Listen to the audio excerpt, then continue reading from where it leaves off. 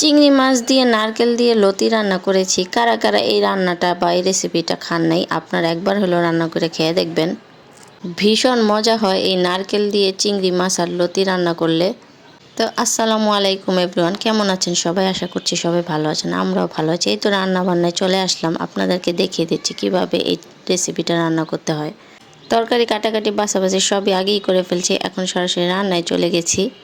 তো এখানে কড়াই বসিয়ে দিয়েছি, তারপরে তেল দিয়ে দিয়েছি এখানে পেঁয়াজ কুচি, রসুন কুচি, তারপরে একটু আদা রসুন বাটা পানি দিয়ে মশলাটাকে কষিয়ে নিচ্ছি। তারপর এখানে চিংড়ি মাছ, লবণ, হলুদ, মরিচ, ধনিয়ার গুঁড়া যা যা ছিল একসাথে রেখে দিয়েছিলাম সেটাই দিয়ে দিলাম। আর লতি রান্না করতে অবশ্যই রসুন কুচি একটু লাগে বেশি, পেঁয়াজও লাগে। তারপর এটাকে ভালোভাবে একটু কষায় নিব। মাছগুলো দেখেন কীরকম লাল হয়ে যাবে।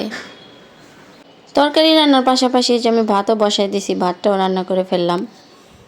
আমার ভাতটা হয়ে গিয়েছে, এখন বন্ধ করে দেবো। আর এই যে মশলাটা যে কষালাম, সেই মশলাটা চিংড়ি মাছ কিন্তু এভাবে ভুনা করে খেলেও কিন্তু অনেক বেশি ভালো লাগে।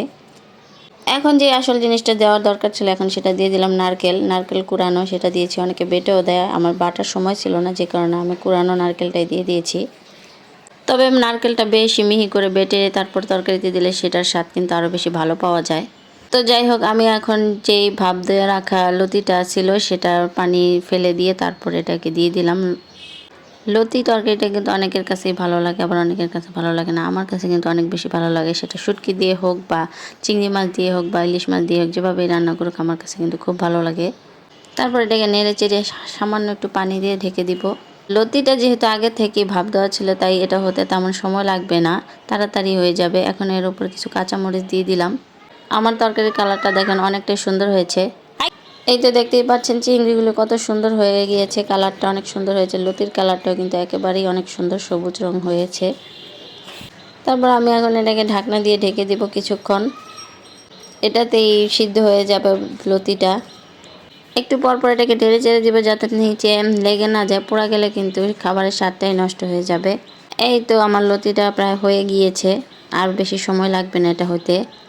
আর লতি তরকারি তো কেউ ঝোল ঝোল রান্না করে খায় না, এটা এরকম শুকনোই থাকে। তো এই তো আমার তরকারি হয়ে গিয়েছে, লতি তরকারি। লতিগুলো একদম ভালোভাবে সিদ্ধ হয়ে গিয়েছে, এখন এটাকে ভালোভাবে কয়েকবার নেড়ে চেড়ে তারপর নামিয়ে ফেলবো। আমি কিন্তু কিছুক্ষণ পর পর এটাকে নেড়ে চেড়ে দিয়েছি। তারপরে এই তো দেখেন লতিগুলো অনেকটাই গলে গিয়েছে, এমনিতেই গলে গিয়েছে। এর চাইতে বেশি নাড়াচাড়া করলে একেবারে ভর্তা ভর্তা হয়ে যাবে। বেশি রকম ভর্তা ভর্তা হয়ে গেলে কিন্তু এটা আর খেতে তেমন ভালো লাগবে না। তো আমি এটাকে বেশি আর ভর্তা ভর্তা করবো না, এভাবেই রাখবো। এর মধ্যে আমি একটু লবণটাও দেখে নিলাম যে এটা ঠিকঠাক আছে কিনা, কারণ লবণ কম বেশি হলে কিন্তু খাবারের স্বাদ তেমন ভালো লাগে না।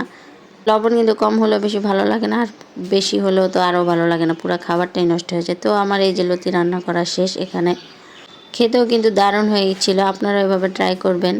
তো এই তো আমার রান্নাটা প্রায় শেষ। তো আজকের ভিডিওটি এ পর্যন্তই, সবাই ভালো থাকবেন, আল্লাহ হাফেজ।